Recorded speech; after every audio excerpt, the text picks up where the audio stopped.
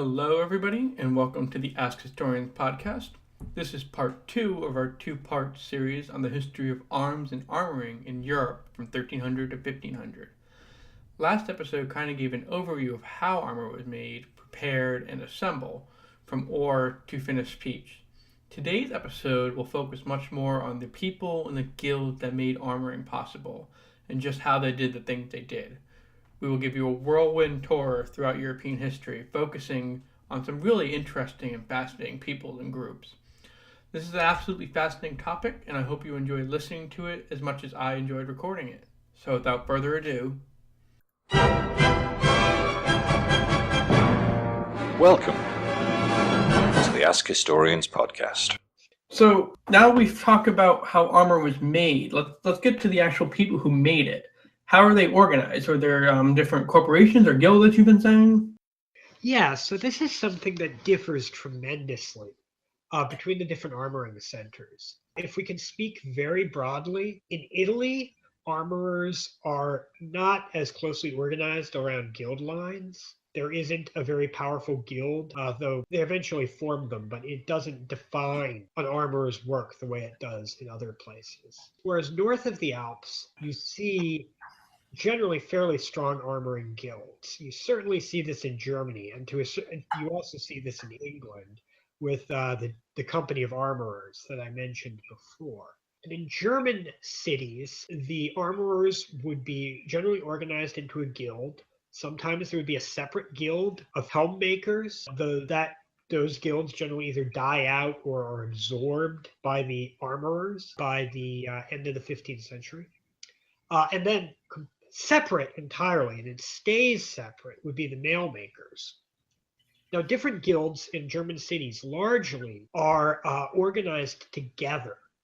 And sometimes this makes sense and sometimes it doesn't. But often somewhat similar or related crafts would be organized together into something that you might call a handiwork. Just these kind of associations of guilds. And generally, my understanding of the guild politics of the Holy Roman Empire is that these handiworks were mostly there for town governmental purposes rather than having a direct hand in regulating the trade, which would be done on more of a guild level in most cases. But in any case, what you see in German cities is an armorer's guild that would have a variety of regulations. Some of the most basic ones would be that they define who is an armorer in training, who is an armorer that helps other armorers, and who is an armorer, runs his own shop, marks armor with his own mark, and sells the product. And these are the apprentices, the journeymen, and the masters. In some cities, you see more regulation than in others. Often there is a minimum length of time one must serve as an apprentice. There's also requirements for an apprentice.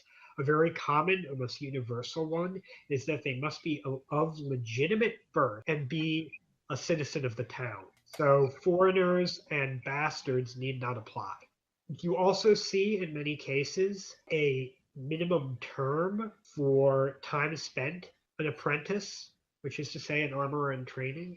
In some cities, it's as much as 8 years. And then after your apprenticeship, so apprentices sign a contract, and they're essentially at the beck and call of their master. They're supposed to be trained up in the profession. They get very low wages, though you are required to feed them. In many cases, it's hard to tell just how much training went on and how much they were used for cheap labor. The next stage after an apprentice would be becoming a journeyman, where you are a tradesperson who is you're learned in your trade, but you don't own your own shop. You're not ready to go off on your own yet.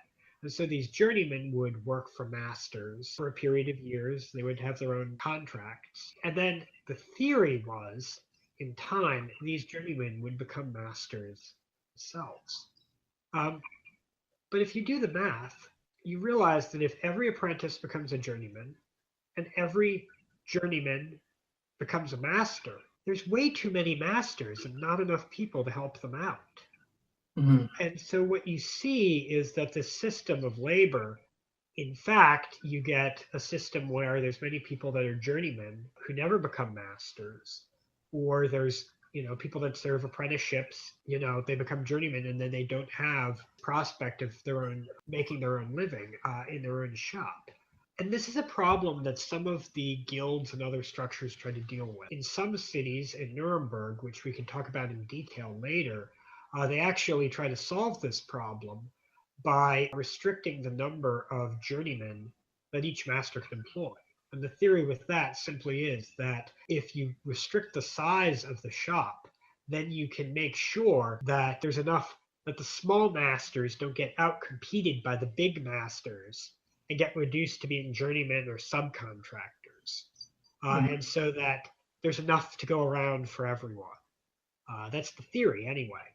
In other cities, you don't see regulations like that. And you see very large shops in cities like Cologne, where you might have a dozen people or more working together. And you also see this in some of the royal armories as well. So when you picture all these armorers working together, picture, if you will, a shop. Generally, they would probably work during daylight hours because you don't want to make armor by candlelight. And there might be regulations about this. Often illustrations of them show tools just scattered about on workbenches. A few big anvils, very blocky, massive hunks of iron, or sometimes two horned anvils. A lot of the time you don't see the classic anvil shape that you're used to seeing. And then you'll see a forge in one corner with a bellows where they, heat pieces to work on them.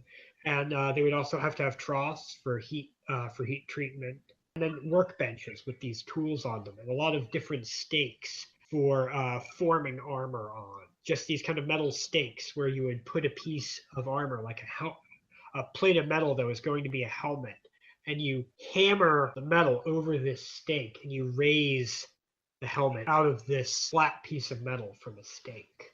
There's a variety of illustrations, and it's sometimes hard to tell what the difference is between artistic convention and what is the way things really looked. You wonder if they're as messy as they look, because you see pieces of armor and tools scattered everywhere in these illustrations. That may have just been a way of illustrating all the tools that they had. Now, when we go south of the Alps, your shop would probably look similar. But the way that armorers were organized, as I hinted at before, is pretty different. You have in Italy, especially in Milan, and to my knowledge in Brescia as well, a system where you have, rather than being based on this very strong apprentice journeyman master distinction, you have a distinction between almost investors and workers, or investors, producers, and then subcontractors. A lot of the armoring industry is very contract based. So an armorer might contract with another armorer so that, Pietro will make gauntlets and Alessandro will make greaves and Fernando will make the helmet, and so on and so on. And these armorers would specialize.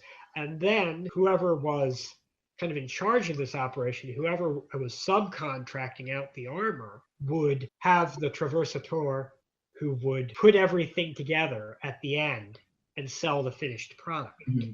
Another way things could be set up is you would actually have investors, so that someone would pay for all the materials and thus assume the risk of making these armors, but would also take more of the profit. Meanwhile, another armorer would actually produce the armor and take a lesser share of the profit, but not have to worry about paying the upfront cost for capital.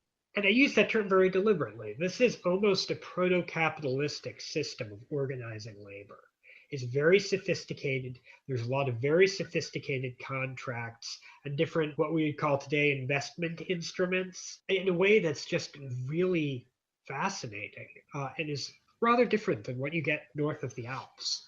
And the upshot of this all is that whereas north of the Alps, there was often a distinction between armorers and those who traded in armor, in Italy the line is blurred, and some families are able to build empires of munition manufacturing. These are the billionaire defense contractors of their day. Hmm. And it's a massive business. And when we talk about Milan, we can go into the details of it. Let's go, like you emphasized to this. Armoring's not some sort of hunky-dory local affair. Sounds like you're saying it's both a national and sometimes an international business. So, like, if I were in a market for a new set of armor, would I go to Italy? Would I go to Germany? What do you think I would do? Well, it depends on who you are and what the circumstances are. And that's a fantastic question.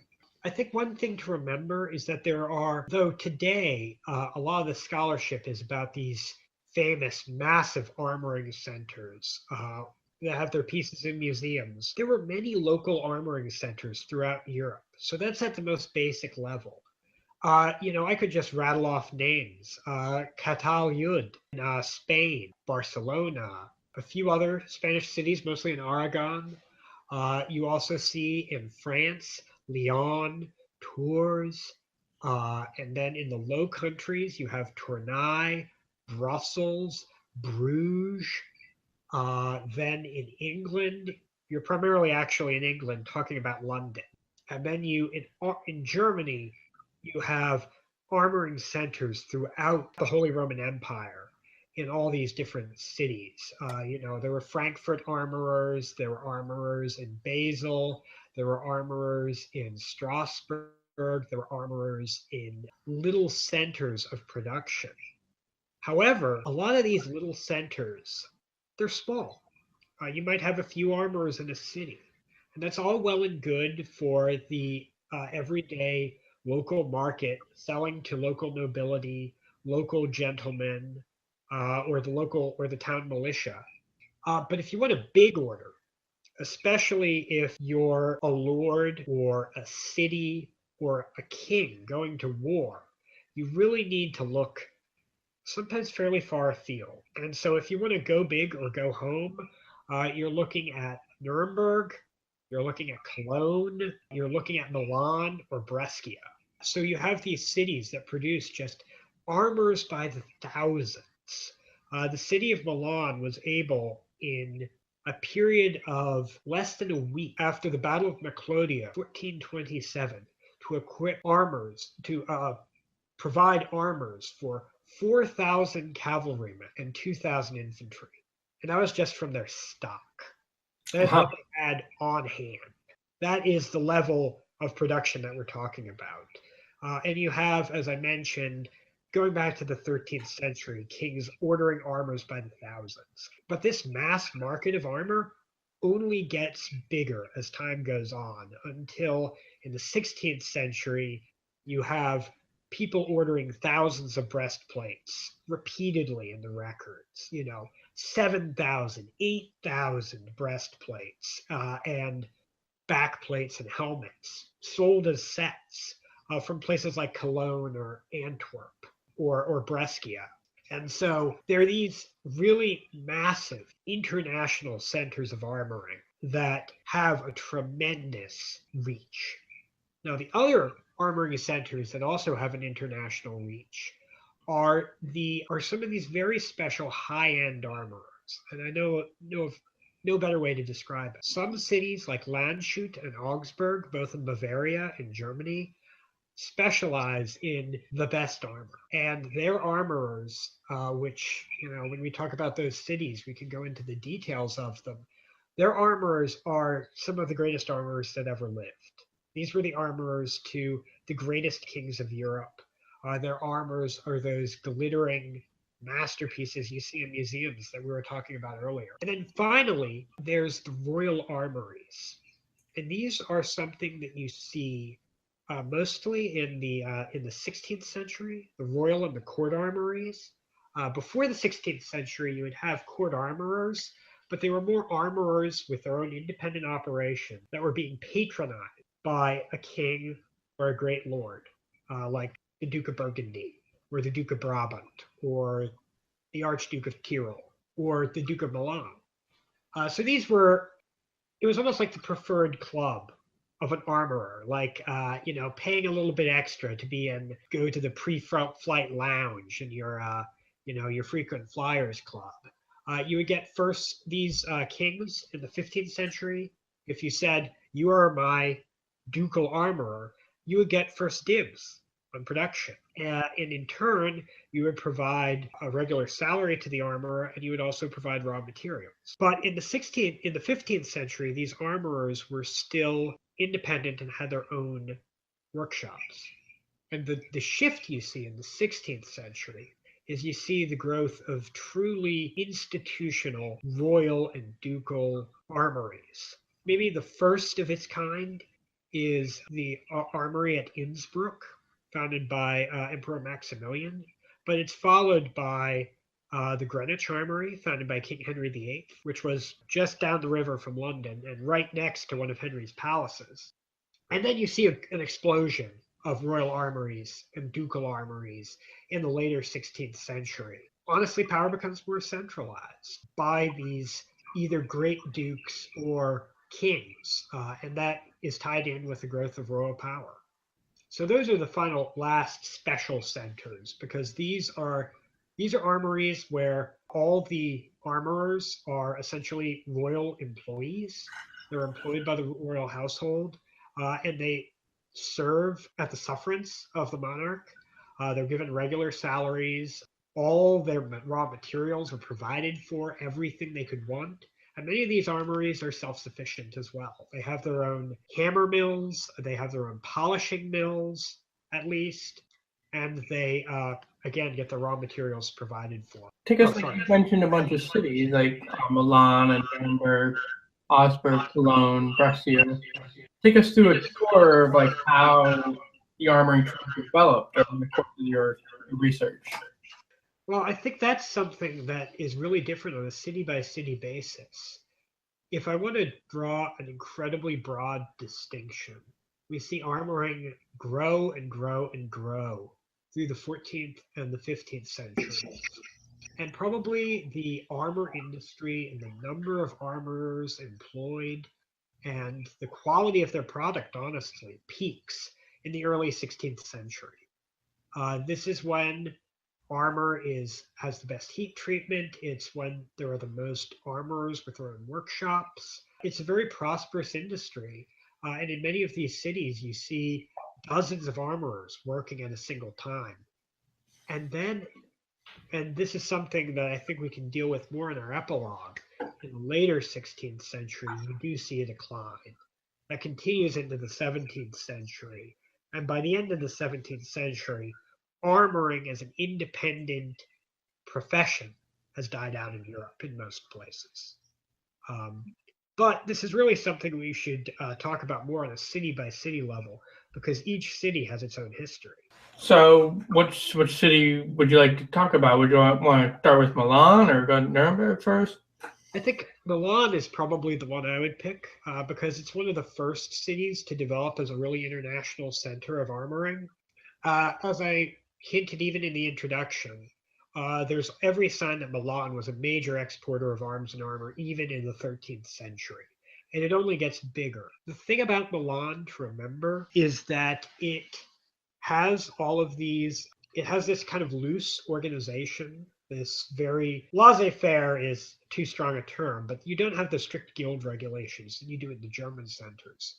So what Milanese armoring families are able to do is create these sophisticated systems of contracting and subcontracting, and a very few are able to create these very sophisticated, what we would today call vertically integrated commercial enterprises that can control every step of the armoring process, from the mining of the ore through to the selling of the finished product. And as you may guess, this is an incredibly lucrative business once you can pull that off. The family that's probably most famous, they're renowned by collectors for the quality of their armor, is the Massaglia. Their real name is Negroni. They really get into the scene in the beginning of the 15th century. They get more and more and more power. They're very close to the Sforza and the Visconti dukes before them of Milan. And one reason that they're so close to the ducal families is that the dukes owe them a lot of money. They will sell armors to the dukes, and then the dukes won't be able to pay. So instead, they get give the Misaglia a break on their taxes, or they say, here, have a polishing mill, here, have mines and a furnace and hammer mills to beat out sheets of steel. And so the Misaglia are able to really amass this empire through really being merchants more than armorers. They subcontract out to a lot of different armorers. One interesting thing about Milanese armors is you can actually see the system of subcontracting that was used to make the armors on the armors themselves, because every subcontractor, at least every master subcontractor, would stamp the armor with his own mark. So some Milanese armors are marked 3 or 4 times, and sometimes there's different marks on different parts of the armor, depending upon which armorer made it. And the Misaglia employed a tremendous number of people, both directly, they had 6 workshops in Milan itself, and as subcontractors. And eventually they went international. They had armories in Barcelona, Naples, and in France, if I recall correctly, in Lyon. And they just built up this massive armoring empire. However, all things must pass, and toward the end of the 16th century, the 15th century, they enter into a partnership with a new rising star in the Milanese armoring industry, the Negroli family. At least that's their pseudonym. And they have a tremendous, very dizzying number of branches. And the Negroli, some branches of that family kind of take up the mantle of armorer merchants of Milan. One thing that's important about these Milanese armorer merchants is they weren't always getting armor from Milan. Sometimes they were getting armor from Brescia instead. And they were selling it because that's where the money was. And so later on in Milan, the Negroli, some branches of them, and we can talk about these individual famous armorers later, some branches of the family become very famous for producing these fine parade armors, these embossed, extravagant armors that make Charles V look like Caesar or Hercules. They have Medusa-headed shields and pauldrons that look like lions and helmets that look like lions, which is kind of an allusion to the Nemean lion, the cloak of Hercules. And they become very specialized. Some branches of the family become very specialized in that. And they make a good deal of money on that. But the branches of the family that become the merchants are much richer by far. When I talk about this amount of money, we're talking about assets that in the 15th century for the Misaglia were, valued in the hundreds of thousands of scudi, the highest denomination. And by the time you're getting into the Negroli, the armor merchants of the Negrolis, these people are literally millionaires. Where does it go from Milan? Does it move up beyond the Alps as Italy starts to decline? I know that Italy starts to decline about 1600 or so, or maybe earlier. So Milan, there is a lot of Italian demand for armor. All these little city-states, Firenze, the not so little ones like Florence, all of these have demand for armors because they all have to hire their condottieri or their civil militia. There's just all of these little statelets that have a lot of demand for armor. But that isn't all. Milan becomes so successful so early because it's exporting.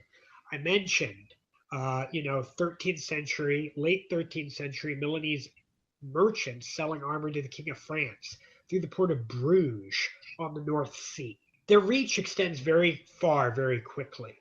So really, name a place in Europe, at least in Western Europe, or the Eastern Mediterranean, and the Milanese were selling armor there. They were selling to the English. I mentioned Edward IV bought 100 armors from Misaglia. They were selling to the Venetian colonies, Eastern Mediterranean. For a while, they were actually selling to, as they called them, the Saracens, the Muslim powers, until the Pope issued an interdict against it in the 13th century.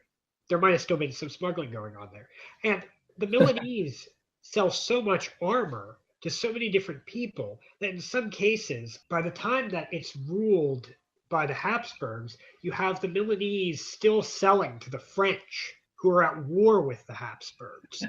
And one way they get away with this is that the embargo of armor against exporting armor to France, enemy of their sovereign, was that as long as it was decorated, it was considered, I suppose, art, not armor. So they start decorating armors by the scores and selling them. Because that's where the money was. You always follow the money, and the Milanese were very good at it for a very long time. But even the Milanese armoring industry declines. There's a lot of signs of it by the 1530s, and a lot of like a lot of armoring industries in decline.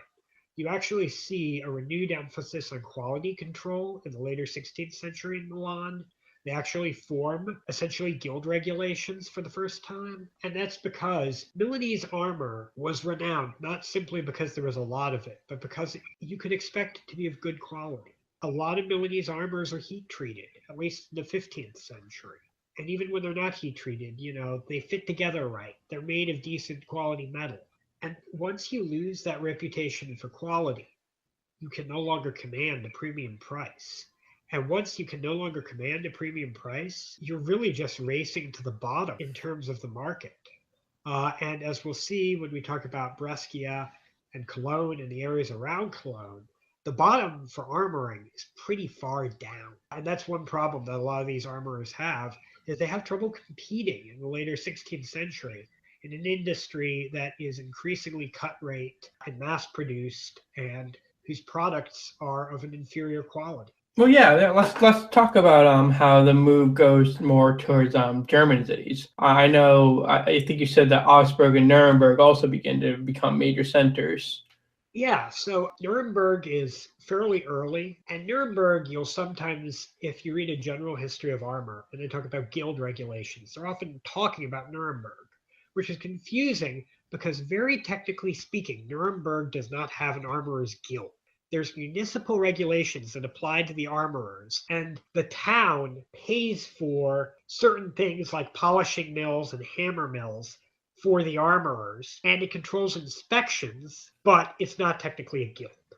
Nuremberg probably has the most restrictive laws on workshop sizes that I know of in all of Europe. They are often restricted to one master and two journeymen and an apprentice through most of the 15th century. This expands in the early 15th to allow a few more journeymen, and then it contracts again in the later 16th century.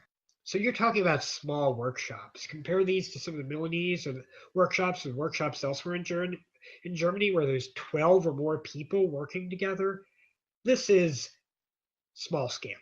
And yet, Nuremberg is one of the biggest armor production centers in Europe. And how did they do that? And one of the answers is cooperation. In Nuremberg, you see, before you were allowed to become a master in Nuremberg and many other German cities, you had to offer a master work, just like in many other guilds, which was a piece that showed that you'd mastered the ability to make this specific item. In Nuremberg, you were not required to offer up a full armor.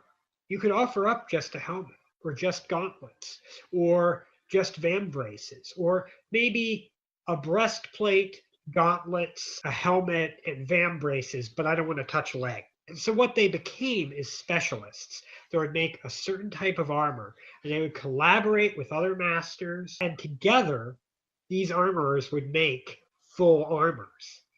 Or there might be some other armorers that, because they only made breastplates and cheap vambraces, would specialize in making those munition armors, which became more and more of a part of the armoring market from the later 15th century onward. So in Nuremberg, you really see a very weird sort of armoring community.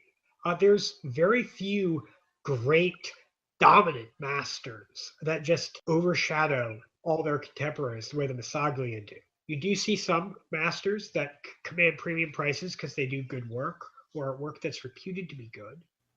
However, Nuremberg, when you look at the metallurgy of it, when Alan Williams specifically looked at the metallurgy of it, has much more variable quality than other German cities, particularly Landshut and Augsburg. And at least part of the explanation behind this may have been that the armorers were cheating. So in Nuremberg, you have all these strict regulations about workshop size, about what you're supposed to make armor out of. All armor that bears the distinctive N mark of the city of Nuremberg has to be made of what they called steel or half steel. There's no proof as to what half steel meant, but Alan Williams argued fairly convincingly that it was probably some sort of recycled old bits of armor that had been welded back together and reformed into plates. Because if you look at the structure of a lot of Nuremberg armorers, they have this very interesting structure that shows that there's multiple layers that have been welded together, hammered back, hammered flat, and then welded back together again, which is an odd way of making a sheet of steel. That's the theory, that you're making armor from steel or half steel. And this is steel that was basically, it was a regulated market, especially the half steel. You would basically be buying it through certain approved sellers. And yet, you see, even in the 15th century, and certainly in the 16th century, a large number of Nuremberg armors with the Nuremberg mark that meant quality, that meant that the city had inspected it before they sent it to their municipal polishing mill. Those armors are just made of wrought iron. The metal's crap. It's no good. And one explanation that was offered, even at the time, people complain in the records of the municipal courts, basically, of Nuremberg armorers taking in armors from elsewhere. They specifically mentioned Cologne to repackage and resell them as a superior quality Nuremberg product. They're forgeries. And you can see that just by looking at the pieces themselves.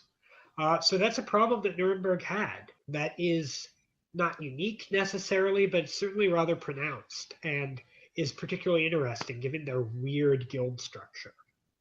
And when we talk about who buys armor from Nuremberg, elsewhere in the German states are a big buyer. The emperor, the Holy Roman Emperor, buys armor from Nuremberg. We have multiple mass orders from various German emperors, including Maximilian I. This happens as you start to have the Wars of the Reformation occurring, is when you start hitting all these major armies?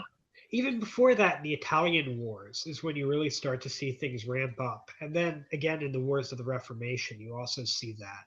And then the other place where a lot of Nuremberg armorers sell is Eastern Europe or Central Europe. They sell to Bohemia and Moravia, what's now the Czech Republic. They sell to Poland. There's some absolutely intriguing armors that are made in Nuremberg for Polish nobility in the 16th century. And they have this very kind of Eastern look to them. One of the other cities you mentioned there was Augsburg. What was happening over in Augsburg that was so central or important? Augsburg is the seat of high quality armory. There's no other way to put it. This is a boutique city. We do have some mass-produced or semi-mass-produced armors, or at least armors for infantrymen that are from Augsburg that bear the city mark. And even they are of the highest quality metallurgically. Almost all Augsburg armor is heat treated. Almost all the steel is of the highest quality. The workmanship has been renowned for as long as people have been studying armor, and of course was famous in its own time. I can't give you a simple reason as to why Augsburg became the seat quality armor in the Holy Roman Empire. It was certainly a big city. It's one of the larger cities in the empire, not as large as Nuremberg or Cologne or Prague, but certainly much bigger comparatively then than Augsburg is today, compared to, say, Munich. At the time, Augsburg was bigger than Munich. And so Augsburg, for whatever reason, just develops maybe an ethos, maybe a shared kind of expectation for quality. But for whatever reason, that's the market segment that the Augsburg armorers attack, is the very highest quality armor. But there may be a few other reasons.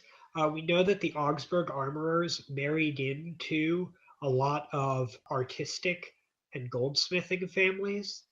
In fact, the overall super guild structure, the handiwork in Augsburg, the same one included both the painters, which would be people like Hans Berkmeyer, who was a great, contemporary of Dürer, and it also included the armorers. And we know that they had very close relationships. We know that one family, whom we could talk about more, the Helmerschmidts, married into both goldsmiths and etchers. So you have this close relationship of goldsmiths and etchers and armorers all working together. And what they do is they refine a process for creating, decorating, and heat treating an armor, all as a step-by-step, very collaborative process. That means that the Augsburg armorers can create an armor that's utterly covered in gold or blued or just these gorgeous shapes, but the steel will be hard and of an incredibly high quality. And this starts in the later 15th century. Tell us more about the Helmschmidts. They're probably the most famous family of armorers in all of medieval or early modern Europe, possibly with the exception of the Negroli and the Missagli in Milan. There's 3 generations of Helmschmidts whom we really know the names of. The patriarch was Coleman Helmschmidt, and he was the armorer to Emperor Frederick. He was the armorer to Emperor Frederick's son, Emperor Maximilian. I don't believe there's any surviving pieces that the Helmschmidts did for Philip I, Maximilian's son, but I do believe they worked for him.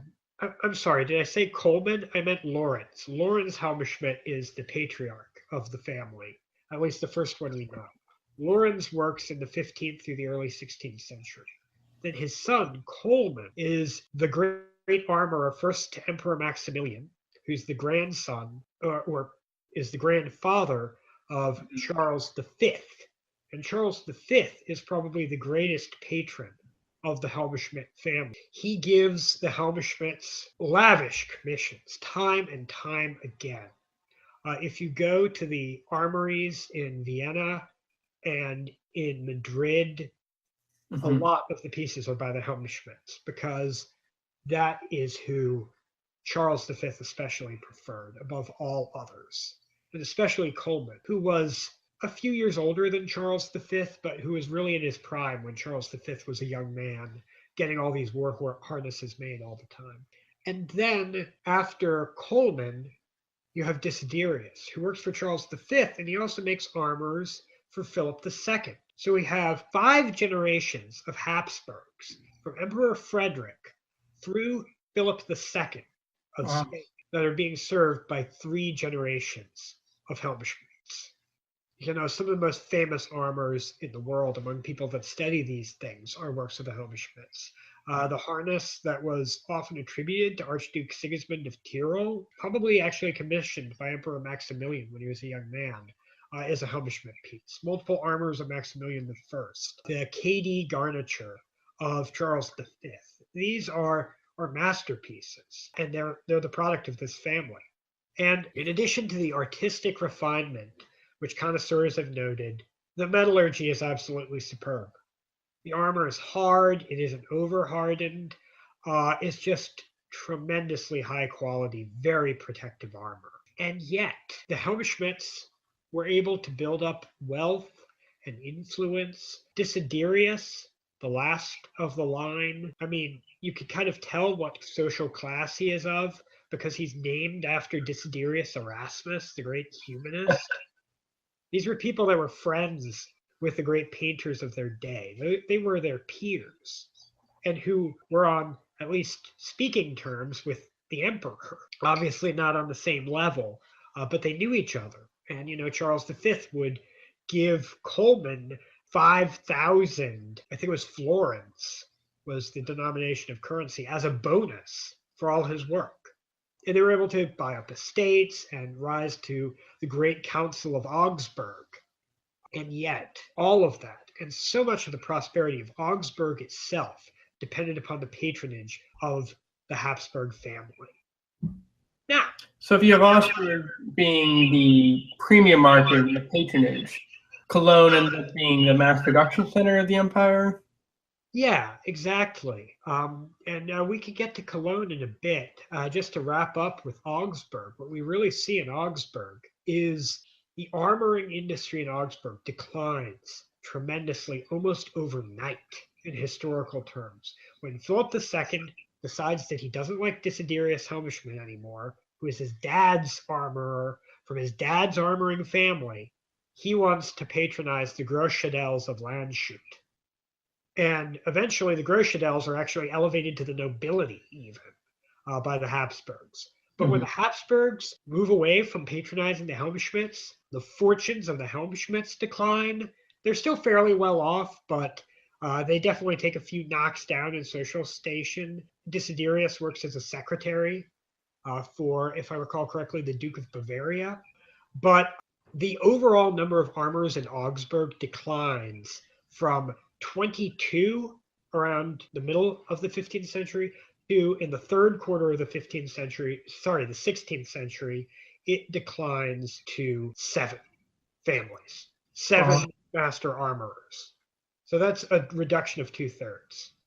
And so you see much more dramatically in Augsburg than elsewhere the severe contraction in the armoring industry. But that is much more sudden because of the shift in patronage. And it's an important thing to remember is that because the armorers north of the Alps were mostly not able to build up the kind of merchant empires that the Massaglia or parts of the Negroli were, they really lived or died based on their patronage relationships. And if those went south or went sour, the family would be up the creek, to use a modern idiom. So yeah, we've talked about a bunch of cities. We moved from Milan to Nuremberg to Augsburg, and that's kind of followed the I guess the path of the Renaissance. But like you said, Augsburg really almost collapses, has their own like full on collapse when they lose the royal patronage. So what sort of cities would focus more on like mass production? Would that be more Cologne and Brescia? Yeah, exactly. Cologne is most famous as a product, as a producer, what would be called the munition armors, that low tier of quality. That said, they did produce fine armors as well, because Cologne is probably second only to Nuremberg in terms of output. It is just this enormous armoring center. It's one of the biggest cities in the entire Holy Roman Empire. It's a member of the Hanseatic League, and that really is one of the keys to its success, in addition to its sheer size, is that it has the Rhine right there. Augsburg's an inland city. Nuremberg is an inland city.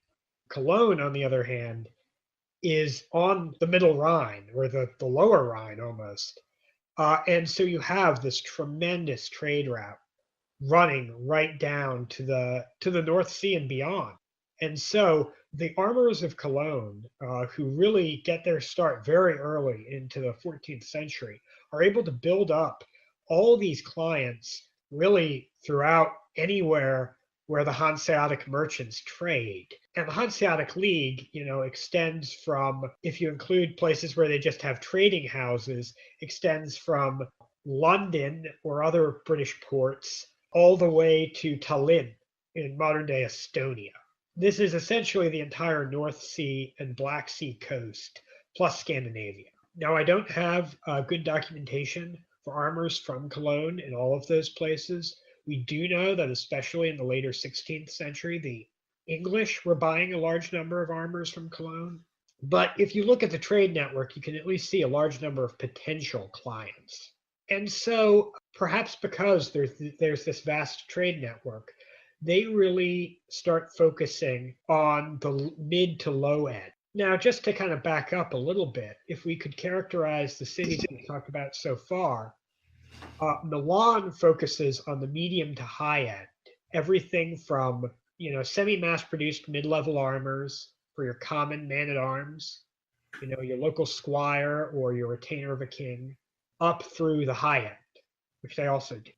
Nuremberg has a little bit of a high end, but is mostly also that mid range. Augsburg is mostly the highest end. Cologne, though, you're definitely looking at more of the bottom end. There's less strict regulation of workshop size. in Cologne. The guild is more concerned with, regulating who becomes an apprentice and a master and everything, making sure Mhm. that they're legitimate and all of that. But you do see a lot of signs of a very industrialized output in Cologne, even in the 15th century. One of the big signs is polishing mills. And a polishing mill, which you also see in Nuremberg, where they were kind of cooperatively operated, and in Milan, where the Massaglia owned a few, they are water-powered mills where you polish armor. And just to explain the importance of this, polishing armor is as much as 50% of the labor of making an armor. Wow. It's very labor intensive. And as we discussed, most of the cost of an armor is the labor. So if you have a polishing mill, you can greatly reduce the cost of producing a finished armor. So in some cities in the early 16th century, when armoring is at its height, armorers can't get enough polishing mills. They compete for time on them. In Cologne, you see the armor polishers are actually their own guild, and they don't always get along with the armorers. So the armorers eventually have their own polishing mills made outside of the city Hmm. to bypass the armor polishers. But you do see just this massive production in Cologne fairly early. You do see some high quality pieces made. Pierre Tarhanian, who's written about Cologne and many other less well known German armoring centers, has suggested that some famous pieces of armor may have been made in Cologne originally. But it's actually hard to figure out what armor was made in Cologne because it's not marked. There's no city mark for Cologne, unlike Nuremberg Right. or Augsburg. And so we can't look at a piece in a museum and say, aha, this is an armor from Cologne. And that's a problem for just kind of tracing the course of these armors or even figuring out what they looked like beyond a kind of general sort of way. So with all that said, though, you have in Cologne these like a lot of larger workshops. You have armorers that really can build up some wealth, but still they're not able to become the Massaglia. Because the people that really benefit in Cologne from the armor industry are the merchants, the people that are selling this massive production to all these Hanseatic ports or elsewhere. And part of that is because the armorers of Cologne can only sell their own work. They can only sell other armors that are made in Cologne. And moreover, in Cologne, the armorers cannot bring in outside armor and polish it up. They can't trade in unfinished pieces. But armor merchants are allowed to trade in armor from outside. And so they're the ones that really benefit. And so what we see in Cologne eventually is this very odd situation where a lot of the armor that people describe as being from Cologne is actually made in all these little towns outside of Cologne. Towns that kind of came to specialize in armoring. And then these armors are arguably the really cruddy Cologne-made breastplates that people in Nuremberg are complaining about. They may not have even been made in Cologne. So where do we go after Cologne? Does Cologne begin to decline after a certain amount of time, like Augsburg did, or does it stay around a while? Cologne definitely stays around. They have a lot of trouble, like the other armoring centers in the later 16th century, but partly because they're making the sort of armor that people are still buying, which is to say, as armies move away from armies that contain lots of men at arms, which is to say, fully armored men like knights, and move toward armies that are almost exclusively lighter cavalry and infantrymen, Cologne's able to produce the kind of mass-produced, lighter, less fully protective armor that those troops need, and produce them in these massive quantities that the new, more centralized, regular armies demand. Mm-hmm. Because if your client is a king, it really helps to be able to deliver an order in the thousands. And the armorers of Augsburg could never do that. And so Cologne definitely has more staying power.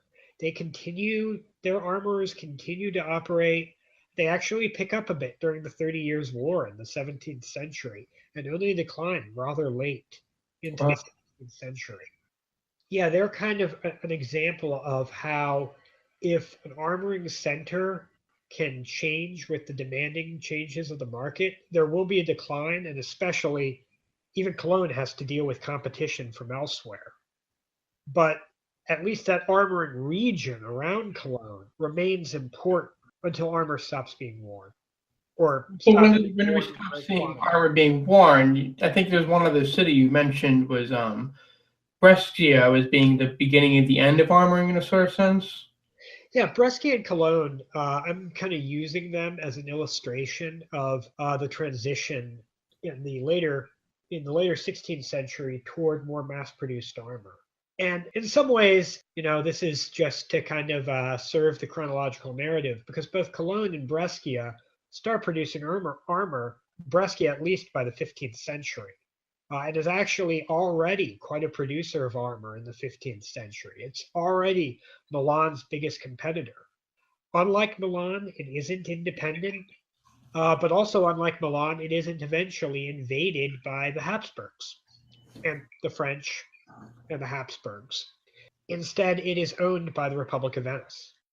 So Brescia has the Venetians as a direct customer. Even when Venice's fortunes decline over a very long period of time, in the early modern period, is still a very important Italian city-state. They're one of the only ones that remains independent after the Italian Wars. So obviously that's a pretty good customer. But one thing you do see in Brescia, first of all, is a lot of the armorers are actually Milanese. One of the things about the Milanese is that they form exile communities, expatriate communities of armorers throughout Europe. So there's Milanese armorers in Bruges. There's Milanese armorers in Arbois, in Burgundy. Milanese armorers in Tours, in France, in Lyon, in Barcelona. And there's Milanese armorers in Brescia. And so kind of the nucleus of the industry may well have been formed by these Milanese armorers. And there's still a lot of interchange between the two cities. But beginning in the 16th century, you see the Brescians kind of get an edge in the lower end armoring market. And Alan Williams has some speculation about why this may be. And this goes back to the very beginning of our discussion. When we were talking about the difference between armor that is made from blooms, so armor that's made from steel that's made in a bloomery versus armor that's made in a from steel or iron that's made in a blast furnace and then fined. One of the differences is that it's, as I mentioned, fairly hard to take pig iron, run it through what was the finery forge, and produce good steel. A lot of the time, it's going to overcook, as it were, and it's going to be reduced to low carbon steel or wrought iron. And that is one of the great enigmas of the later history of armoring, is that as armor moves through the 16th century, the metal quality, at least as measured by its heat treatment and its carbon content, actually goes down. At the very same time that guns are getting stronger, armor is getting weaker. And the only thing that they can do, guns are stronger, their metal's not as good, is to make the armor thicker and thicker and thicker. And who wants to wear, there's an armor in the Musée de l'Armée in Paris that is owned by King Henry of France, King Henry IV, Henry of Bourbon. And it is only an upper arm armor, an armor for the breast and back, and an open-faced helmet. And it weighs as much as an entire knight's armor did in 1500. That is just how explosive that is what you need in order to make an armor that is bulletproof against the heavy guns of the early 17th century. So that's what you begin to see. You begin to see guns be more powerful, and you begin to see, I guess, decline, as you're saying. So to bring us to an end, how did armoring end? Because we don't see people walking around today with armor. Yeah, well, armor, it's a very slow process in some ways, and yet at the same time, you can definitely see this turning point. Maybe it's around 1530, maybe it's around 1550, where the number of armorers goes down, the number of armoring centers goes down, and the quality of armor declines. And at least part of that is that when the armor has to become so heavy and so thick, partly because the metal wasn't as good, the people don't want to wear full armors anymore. And that also dovetails in with developments in the composition of armies, where people don't want to buy a full armor anyway. And so more and more troops are being outfitted, even the cavalry, in partial armors. So eventually, what the armoring industry shifts from is making full armors, those mid-level full armors that are as far as I can tell, the bread and butter of 15th century armorers, to armoring essentially only creating mass-produced, fairly poor quality armors for these large early modern armies. And that just is not a business that pays as well. It's a business about cutting corners. It's a business about lowering your materials cost, lowering your labor cost. I will not draw too many modern parallels. I'll leave that for the imagination of my listeners. But it's a story that we're all familiar with, where when you have this race to the bottom in an industry, quality declines, and eventually the point where you compete is price. And Brescia is really able to ride out that wave until almost the very end of it. Brescia are probably, Alan Williams speculates that there's something he calls the Brescian process, where you're, based on some descriptions that we have of making plates for armor, Alan Williams suspects that the Brescians were early masters of making armor from metal that was from a blast furnace. Now, blast furnaces can be run continuously. Their output is much greater than a bloomery. And so the metal's much cheaper.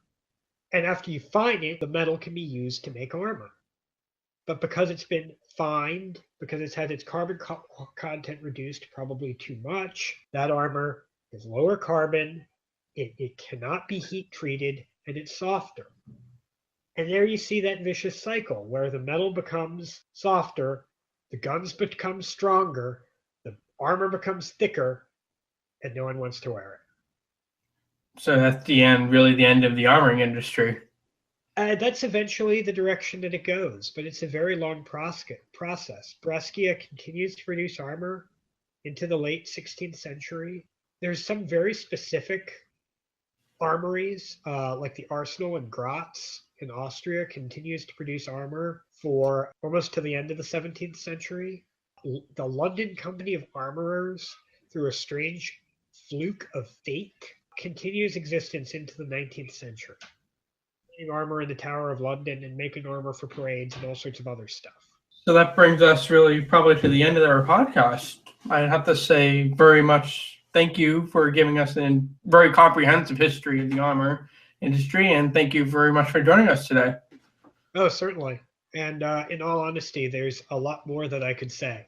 And you know what? That's why we will have the follow-up thread. And I'm hoping that you will be able to post some images in the follow-up thread and hoping to be able to engage with other people and ask them questions.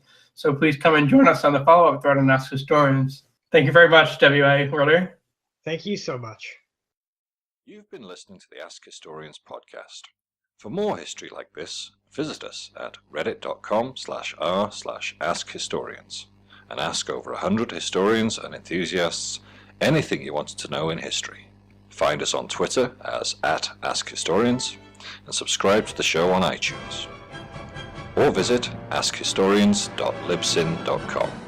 Thank you very much for listening, and join us next time on the Ask Historians podcast.